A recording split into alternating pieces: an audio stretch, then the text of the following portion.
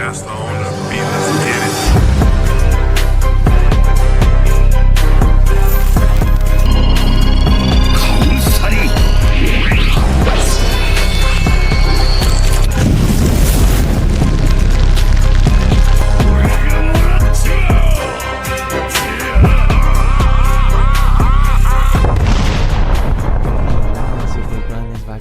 Welcome to the channel. Um, I'm doing this a second time, guys. I was recording me reacting to the match, and something happens with something happened with the computer. It crashed, but we're back. We're gonna do it again because we love you and we love the grind. So, guys, this was a jig past locals. It was 52 players. It was 6 rounds. It was so much fun. I'm facing here one of the locals homies. He's a Teach grinder. He was playing Teach for a few formats already. He really loved the deck. And have you guys seen my hand, guys? I have a Rush Luffy. I think he won the dash roll, so he made me go second. So I'm just gonna be aggressive. You know me, when I'm playing different decks, or no matter what I'm playing at the moment, I like to have a list that it can adapt to different matchups. And that's why because there are seen a few lists online of Shanks that they don't play the Rush Luffy, or some they do, some they not. But I think when there's Teach in the meta, you need to have Rush. That's your only chance. If you don't have Rush against Teach, they're just gonna destroy you. So here he's going 8 alive, so I take it. He plays the stage. He did some search. So now this is when it gets good because I was lucky and blessed to draw the Luffy early. When I don't know. I didn't remember if I'm mulligan, but I know if I saw the Luffy, I'm gonna keep the hand. Unless it's really bad. Like if you have all bricks, like you should mulligan. But yeah, so I'm going 5 and 7. Now he is at 3 life, and that's really important, guys. Against Teach, you need to rush them down because their long game is one of the best in the game. They can now. With a 7-8 new Teach card, they can clear your board. With a 10-drop Teach, they can just freeze your board and then get your leader fed, and it's really powerful. They can go wide with the Jesus and just GG's. So, but Shanks has a lot of tools. As you see in my hand, I have the Uta. I think, guys, the starter deck made Shanks. I don't know if it made it better, but it also made it too so you can adapt to what's going on to the game. The only issue I've been running into the deck is like I need one more turn against the meta decks. Like I need one more turn against UP. I need one more turn against Blue P. If I get that one more turn, is over because I have them on the edge. So people be asking me, oh, I want to see the deck profile. So again, thank you for the comments, guys, for the likes. It really means the world to us. So here it's going 6. I delete ability. I defend it. You want to stay healthy. Because there's a world where they just can rush you down. They can go wide with the Jesus, and they're just going big at your life. So you gotta respect the Teach is not an aggressive deck, but they can get a setup where they can overwhelm you. So you always gotta respect that fact. So I wanna go undefeated, guys, for you guys. If I'm able to be lucky and blessed, I'll be topping consistently with the deck. I think it's been 3 different events. I top at 2v2. I top this event. I was able to do consistently well. I top 2. I'm not gonna say the record, just in case you haven't seen the live stream, guys. If you're new to the channel, we always live stream or locals or no matter what tournament we're doing. We took a quick break, a little bit long break, but we back. So we live stream. So if you like live, make sure you subscribe, you turn on the bell so you don't miss it. But after the tournament, I like to edit, record, and so people that they don't have the time or they don't like live streams. So this is my first round without locals. It was 6 rounds, guys. It was crazy. But if you want to see the full view of all the matches, and you don't want to wait for me editing all the shenanigans, you can always go back to the live session and see it. So here, guys, I took a risk swimming with leader first because he can trigger freaking pistol. But I'm gonna take the risk. Whatever happens. But I think it would be better to play local. The thing is, the less information you give to your opponent is better. Because they can also make misplays. The less information they have, they can make misplays. So here I'm thinking, do I want to take? Do I want to block? You know, they can just rush me down. So I gotta be really mindful. So yeah, guys. So it was 6 round. It was insane. But once I go undefeated, if I'm blessed and lucky enough to, if I go undefeated, I will definitely make a special video for you guys. Um, I moved to a new house. I still don't have internet. I'm using my phone. It's crazy. I will show you. I'm just doing hotspot. That's it, guys. That's it. But it's good enough for now. I'm gonna start working tomorrow. I was able to fix a few things that I needed to fix. Like I had a problem with my license, but now we have it back. So we're taking a day at a time. Um, and priorities first, family first. So hopefully tomorrow I can start working. And just grind for my family and keep pushing forward. And against like any like a comment, it really helps us to keep chasing our dreams. Um, but if I get lucky, like I don't want to cheat you guys. Yes, I think I have a really good list or a consistent list or a decent list. I've been lucky to top consistently with the deck for a couple of locals. But I did a 2v2 top. This event I top, and then I did a Paris League. So I'm not gonna give spoilers, but I got lucky, and I was able to do decent at least. But did I qualify? Okay, so if you wanna see it, before I edit it, you can always go back to our live session and you can see the games. It was super fun. Shout out to Cool Stuff South. It was so much fun. So here, guys, I defended. Like I say, there's a world where they can just overwhelm you. But here I have 9 dons. He negated my own play abilities. So here I'm like, I don't want to give information. Again, sometimes it's better not to bait because you can just give your opponent the win because you did the wrong sequence or whatever.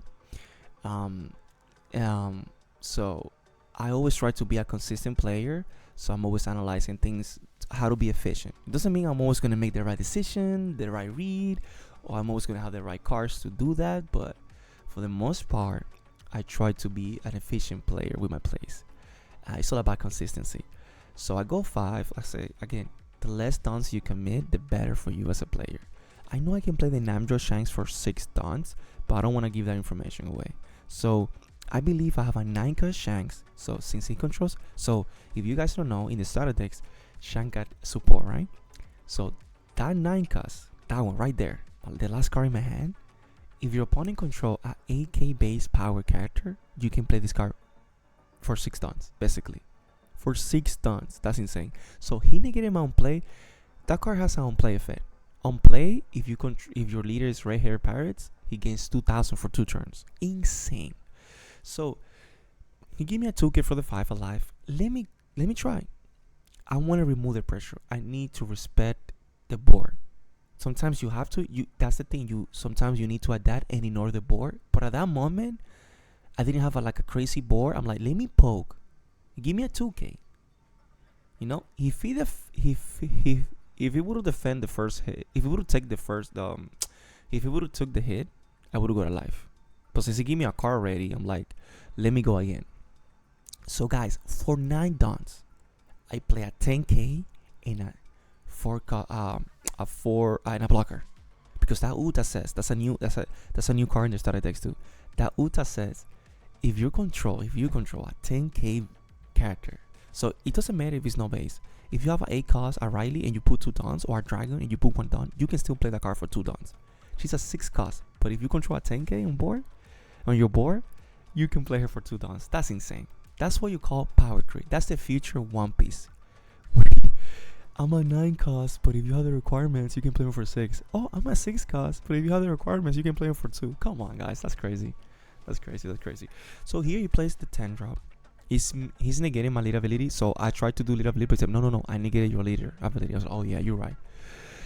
I don't want to give him counters. I don't have a lot of counter, but I'm like, do I want to counter again?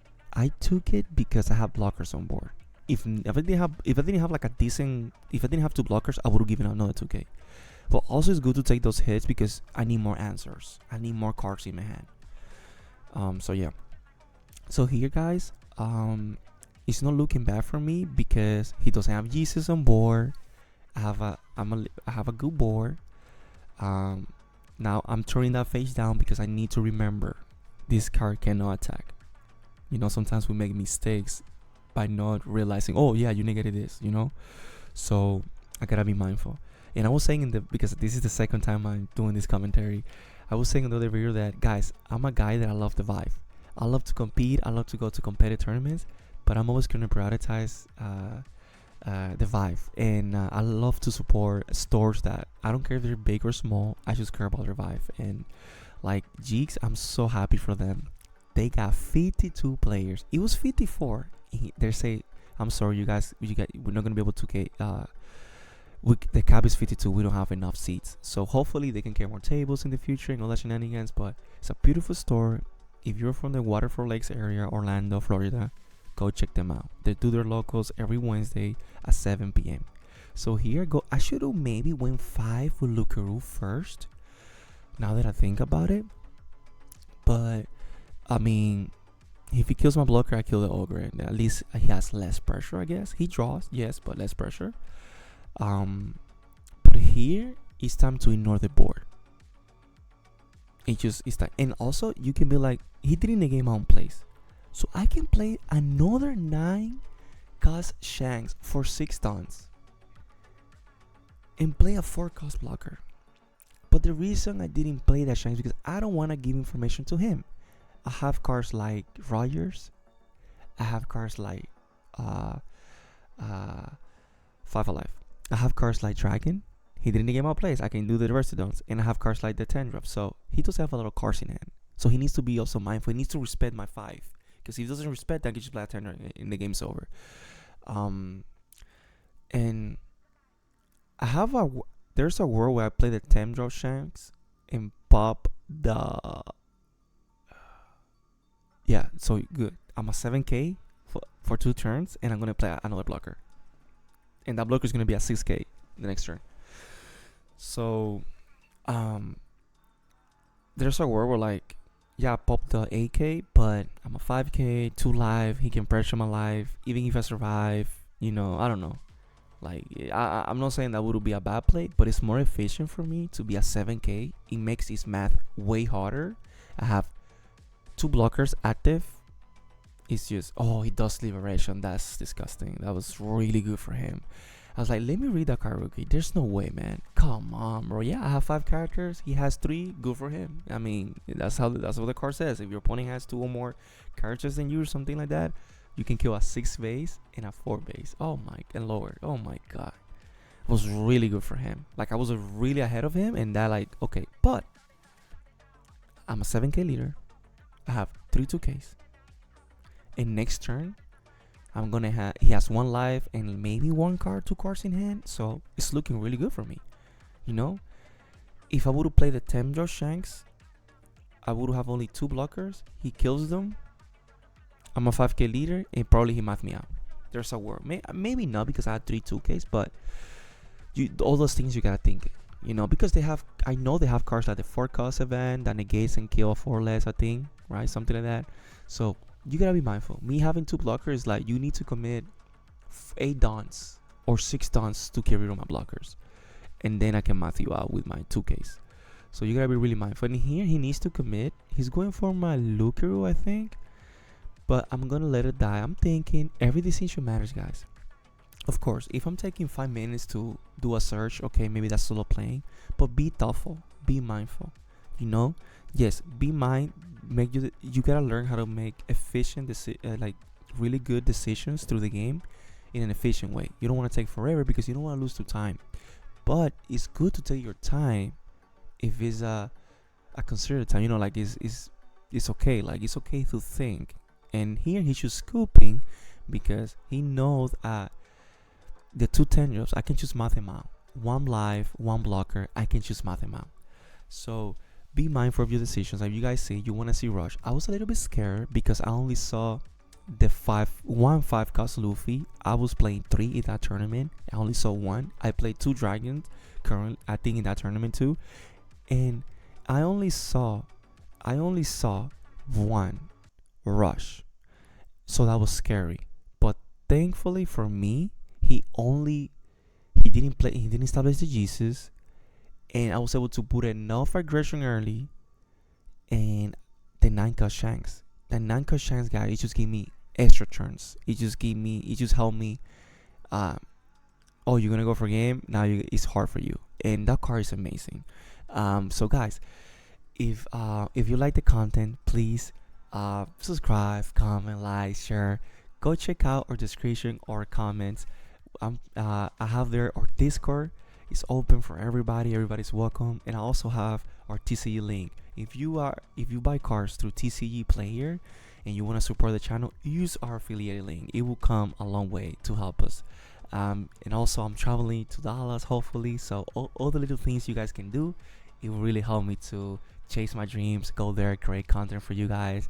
And maybe I go there, I do really bad, but the goal is just to be there and have fun. Hope winning and getting pricing, that's the plus. Just being there with the community and the homies, I'm already a winner. So I love you guys. Take care. Have a good one. GG's. I love it. I love it.